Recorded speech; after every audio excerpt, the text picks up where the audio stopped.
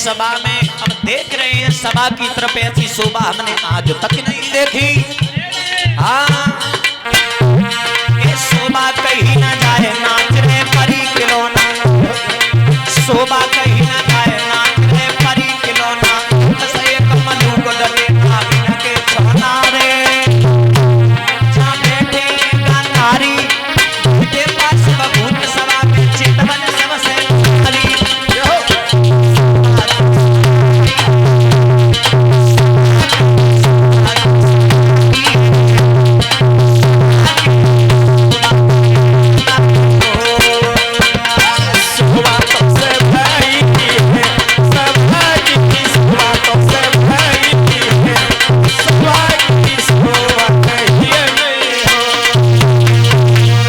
जैसे ही अर्जुन ने शोभा देखी, बासुक की तरफ नजर घुमाई, जवाब दिया बाजी बा, ऐसी शोभा हमने प्रथम बार में देख रही है बासुक। तो राजा बासुक ने उच्चासन पर बैठाला, जवाब दिया आइए श्रीमान बैठिए। अर्जुन से बासुक ने जवाब दिया, हमारे मन में आप आ ही गए हो, तो हमने कुछ सुना है आपके पुत्र के बहू के गर्भ है, उत्तरा के गर्भ है। अर्जुन बोले गर्भ तो है।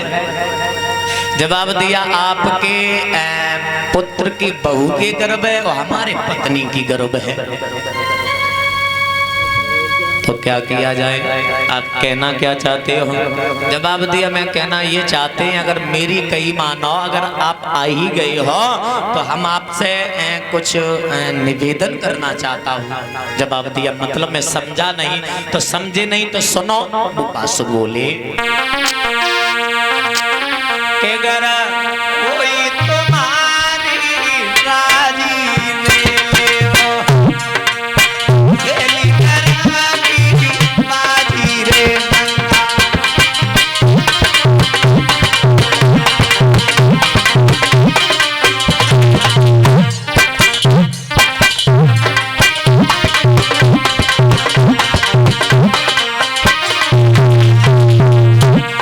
दिया है अर्जुन,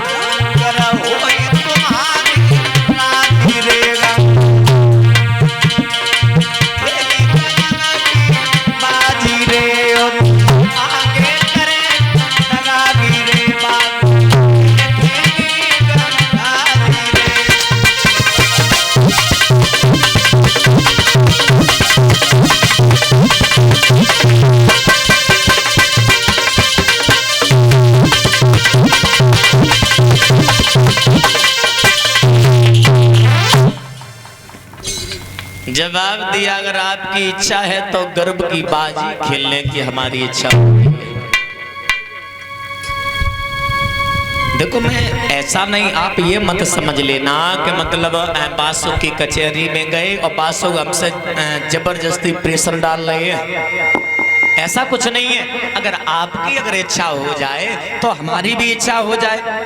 अर्जुन बोले गर्भ की बाजी में समझे नहीं। जवाब दिए जो जीत जाएगा, खेल में जो जीत जाएगा उनके यहाँ लड़का हुआ, जो हार जाएगा उसके यहाँ लड़की हुई, तो आप उसमें शादी करनी होगी। तुम हस्तनापुर के राजा हो, हम नागलोक के राजा हैं, हमारा आपका रिश्ता बदल जाएगा।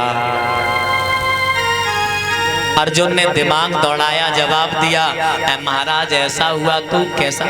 अरे दोनों के यहाँ लड़का हुआ तो? जवाब दिया ये भी तुमने सही सोच लिया, अगर दोनों के यहाँ का लड़का हुआ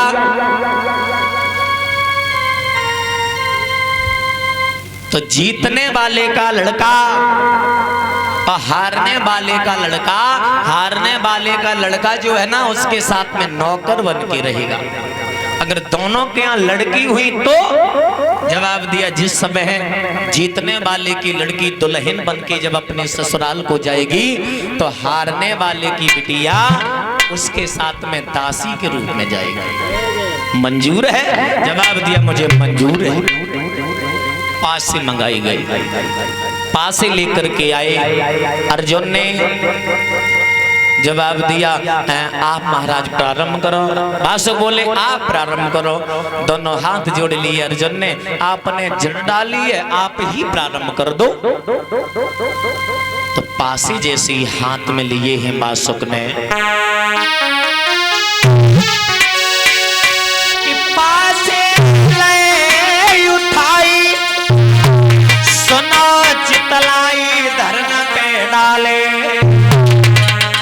खोटे बढ़िए तीन के हृदय में आया,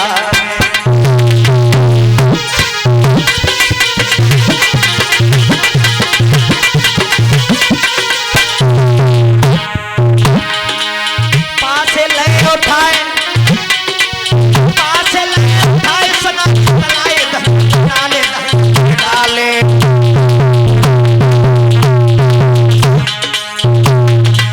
खोटे बढ़िए जके खोटे पड़िए हृदय में आया। तीन पासे 12 पासे में केवल 3 पासे आए। और जब 3 पासे आए तो मन में घबरा गए बासुक, पता नहीं अर्जुन की बाजी है, अब तो हमें लग रहा है हाथ से खेल निकल गया। अर्जुन के पास में जैसे ही पासे आए हैं, अर्जुन ने पासे पाके उठाए रहे चलाए सुमर ज्ञान। पासे पाके उठाए रहे चलाए सुमर ज्ञानी, सुमर ज्ञानी, सुमर ज्ञानी।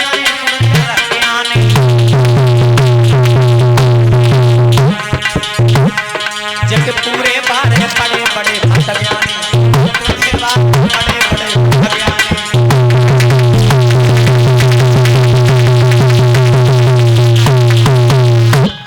भैया जैसे ही मेरे भगवत श्रोताओं अर्जुन के पासी 12 में से 12 आए, घबरा गया बस। कुछ छल बैठे। अब बैठने के पश्चात मेरे भगवत श्रोताओं अर्जुन जो थे वहां से निकल के अपने हस्तिनापुर के लिए आ गए। बासुक ने अपनी कचहरी को बंद किया। कचहरी बंद करने के बाद मेरे भगवत श्रोताओं रानी के पास में आए। रानी के पास में जैसे ही आए हैं और रानी ने आता हुआ देखा तो उच्च आसन पर बैठा लिया। उच्च आसन पर जब बैठाला है तो चेहरे की तरफ नजर पड़ी। जवाब दिया, प्रीतम क्या कारण है, क्या विनती है, कोई गलती हो गई हमसे, क्या हमसे कोई भूल हो गई? जवाब दिया, बिल्कुल नहीं। अंगुली पकड़ी, जवाब दिया, पिया काए मनहीन के नैया, काए मनहीन के नैया, काहे मनहीन के नैया, पिया गोड़ी पिया दे।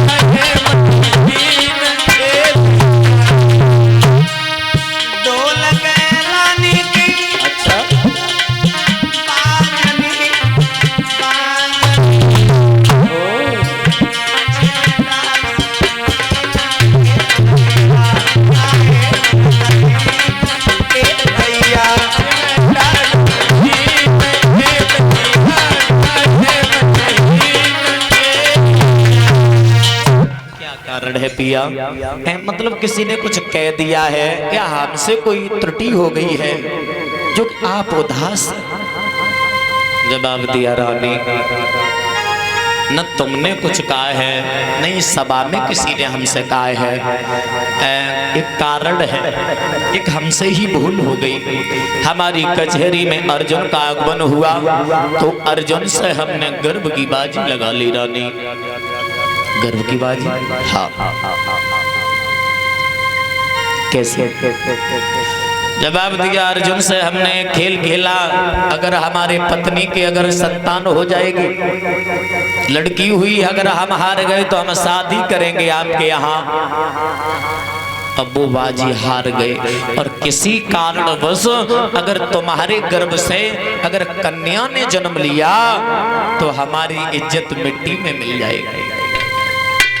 हमने तो ये सोचा था कि हस्तिनापुर की लड़की अर्जुन आज हार जाएगा तो हस्तिनापुर की लड़की हमारे नाक लोक में आएगी तो हमारी और शान ऊंची हो जाएगी, पर ऐसा नहीं हुआ। हमें चिंता इस बात की है, तुम्हारे गर्भ से कन्या का जन्म हुआ तो हस्तिनापुर में हमें शादी करनी होगी। जवाब दिया, बस इतनी बात है, काहे को दुखी हुए रहे हो? सुनो मेरी बात, चैन से रोटी खाओ। सुन सैया के बैनरे के नागिनी तब बोली,